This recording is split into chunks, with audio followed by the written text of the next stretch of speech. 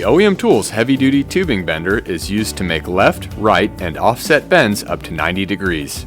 It is lightweight, easy to handle, and features forged separators to minimize part damage. Let's get started. Place a tube in the groove of the bender die. Align the 00 on the roll support with the O on the nameplate. Slowly push the short handle down until the O on the nameplate lines up with the desired angle.